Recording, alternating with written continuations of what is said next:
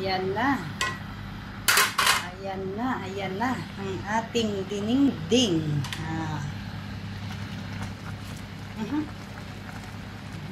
Patiin nga natin itong isda na ito.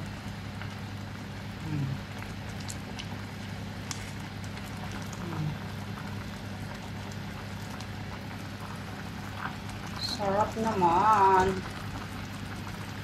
Sarap naman.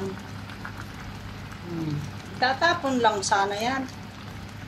Ulo ng bangus na yan. Hindi daw kasi siya kumakain ng ulo ng isda. Sabi ko, ibigay mo na lang sa akin at aking lulutuin.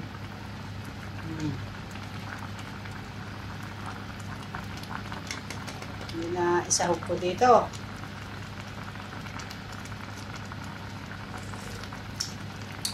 Wow!